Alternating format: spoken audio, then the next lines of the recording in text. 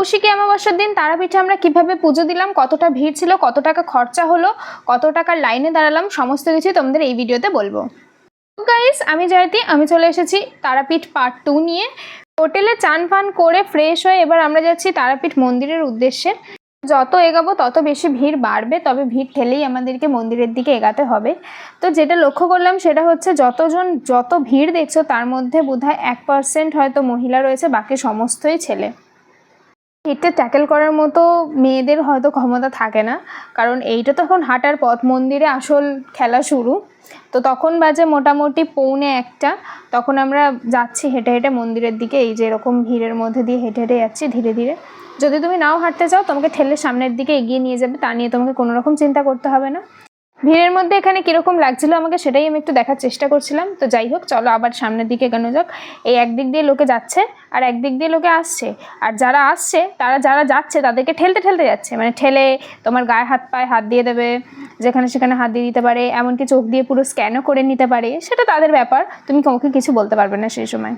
তো এখানে সম্পূর্ণই নিজেকে রক্ষা করার দায়িত্ব নিজেদের। সেই রকম যদি ক্ষমতা থাকে তবেই তোমরা যেও, না হলে তোমাদের যেতে হবে না। এই যে সামনের দুজনকে দেখছো, এই সামনের দুজন আমাদেরই টিম মেম্বার, হলুদ আর নীলওয়ালা। ইনি ছিলেন আমাদের পূজারি। তো আমরা ডালা ফালা মালা যা যা নেওয়ার ছিল সেগুলো নিয়ে এখান থেকে মালা কিনে নিয়েছি 4টে। তো তারপরে আমরা যাচ্ছিলাম মন্দিরের দিকে, মানে মন্দির চত্বরে হেঁটে হেঁটে যাচ্ছিলাম। অনেক লোকজন ছিল, এদিকটা একটু ফাঁকা, অন্যান্য সময় এইখানটাতেই লাইনটা থাকে মেনলি। আজকে হয়তো অন্য দিক দিয়ে ঘুরিয়ে দিয়েছে লাইন। যারা জানো তারা অবশ্যই জানবে যে তারাপীঠে একটা লাইন হয় 500 টাকার লাইন, যেটাকে ভিআইপি লাইন বলা হয়। তো সেই লাইনটাই এইবারে কৌশিকী অমাবস্যার দাম নিয়েছিল পার পার্সন 2000 টাকা করে। হ্যাঁ, তোমরা ঠিকই শুনেছো, 2000 টাকা করে পার পার্সন। আমরা 4 জন ছিলাম, তো আমাদের লেগেছিল 8000 টাকা। এই যে এইখানে সব বলির জন্য নিয়ে যাওয়া হচ্ছে। দেন একটা ঘটনা ঘটে। প্রথমে আমরা ভেবেছিলাম যে 2000 টাকা করে লাইনে আমরা দাঁড়াবো না, মানে জাস্ট নাট মন্দির থেকে দর্শন করে যা পুজো করার সেটা করিয়ে চলে আসব। এই যে এখানেই আমাদের একটুখানি পান্ডার সাথে কথাবার্তা হচ্ছিল, পান্ডা মানে পুরোহিত যাকে বলে আর কি। এখানেই একটুখানি কথাবার্তা বলছিলাম, দরদাম করছিলাম যে না এতটা হয়তো আমরা দিতে পারবো না। কথাবার্তা বলেও কোনো সুরাহা না হওয়ায় আমরা ঠিক করলাম পুরো প্রপারভাবে যে আমরা ধূপ মোমবাতি দেখাবো, আর যা পুজো করার সেই পুজোটা করিয়ে মন্দির থেকে দর্শন করে ফিরে যাব। কালকে সকালে এসে আবার মায়ের মুখ দর্শন করবো। তো এসে গেছি নাট মন্দিরে এসেছিলাম ঠিকই, কিন্তু দর্শন আমরা করতে পারিনি, কারণ এই বাঁশের মধ্যে কয়েকটা বাঁদর উঠে পড়েছিল আর প্রচণ্ড পরিমাণে মারপিট হচ্ছিল, ভিড় ভাড় ছিল। তো তাই জন্য ধূপ মোমবাতি কিনে এবার আমরা ধূপ মোমবাতি দেখাতে চলে এলাম, যে ধূপ মোমবাতিটা দেখেই আমরা চলে যাব। তো হঠাৎ করেই দেখি আমাদের যে পুরোহিত তিনি আমাদের কাছে এসেছেন, এসে আবার বলতে শুরু করেছেন চলো কোনো ব্যাপার না, একটু কম সম করে দিও। তো যাই হোক, ধূপ মোমবাতিটা আমি এখানে দেখাবো। এখানে সবাই মানত করে ওই একটা কি বাঁধে, ওই চেলি বলে বা যাই হোক কিছু একটা হবে, ওই যে বাঁধে ওইখানে সবাই বাঁধছে।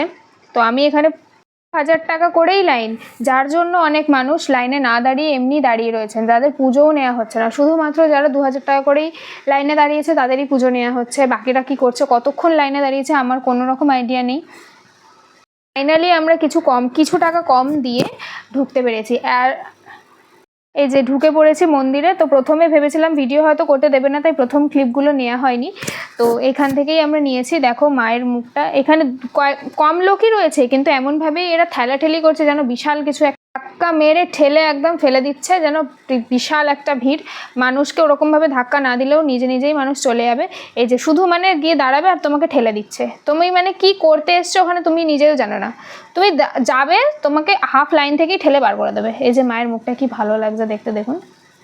আমাদেরকে অনেক ঠেলাঠেলি করেছে, দিয়ে ঢুকতে পেরেছি বলে তাও একটুখানি ভিডিও করতে দিয়েছে, নাহলে পারতাম না।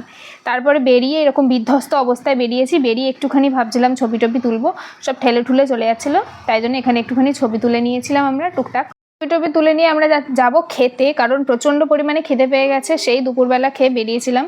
তো কাকা দেখতে শুরু করে দিয়েছে আমার ক্যামেরার দিকে।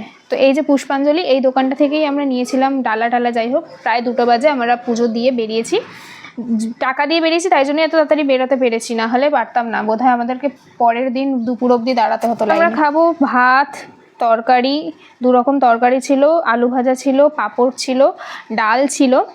আর এরপরে যাব আমরা শ্মশানের ভিডিও পরের পার্টে আসছে, তার সাথে ছিল চিকেন। টাটা।